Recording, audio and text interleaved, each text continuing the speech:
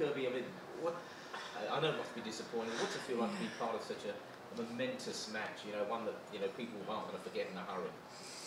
Yeah, no, it is disappointing not to come away with the win, but I think the quality of that game is something for us to be really proud of, and also to have been a part of such an iconic match, which, like you're right, it will go down in history, and I think that's something really special for our girls who perhaps don't know the level of what they've done just yet, but I think in years to come it'll be something they'll be really proud of. What was going through your head, particularly in that kind of last bit of extra time, and it's probably one of the longest games that you've ever played, I guess? Yeah, it was.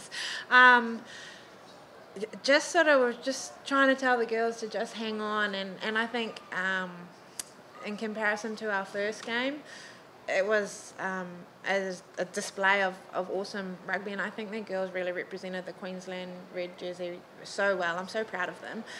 But it could have gone either way. To go to Golden Point, I said it out there, you don't see many men's games like go to that, do or die last minute. So I think it's something that everyone can walk away with their head held really high. And you guys have done it a couple of times, in 10s and 15s, but yeah. Well, that did sort of run through my mind after the first full-time whistle had blown. Here we go again.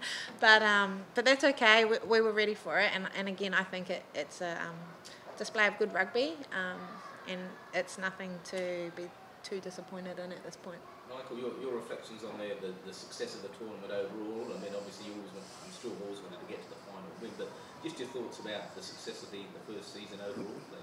Yeah, I think the tournament, the concept of the Super W is a terrific concept.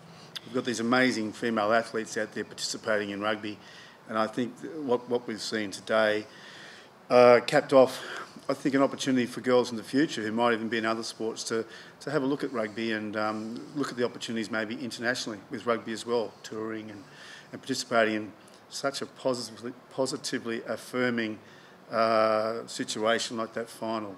I mean, the girls at the end of the final were just so we were touched by New South Wales' attitude to us and vice versa, and the girls just embraced each other so beautifully.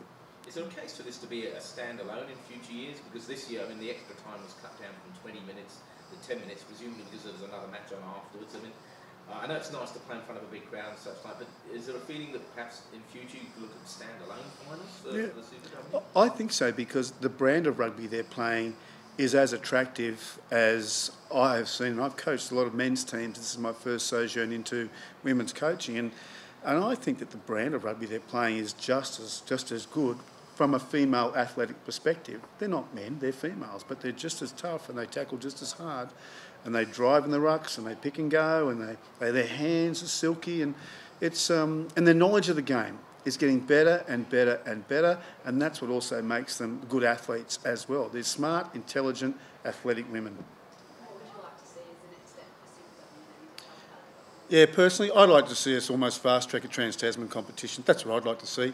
They're talking about playing 2 rounds within our own conference, but, I would actually like to see us take the big step.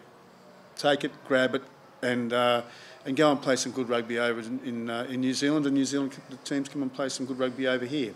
I think what we've seen tonight is outstanding rugby. I think on a world stage it's as good as anything I've seen. I've seen World Cups, and what we displayed there tonight, both teams displayed, was as good, if not better, than some of the World Cup games I've seen. So, and that just goes back to answer the previous question, that's where I've seen the game grow from our first game against New South Wales, I think it was on the 10th of March, through to culminating today in the final. The standard of all the teams, from WA to the Melbourne team, the Rebels, to the Brumbies girls, the whole standards improved throughout the campaign.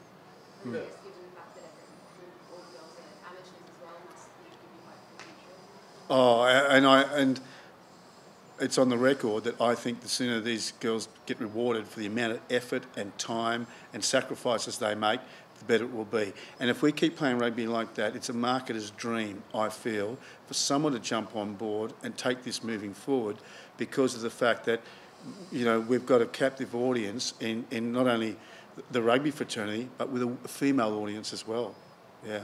Kirby, just in terms of the physicality and intensity of the game, was that right up there with anything you've played?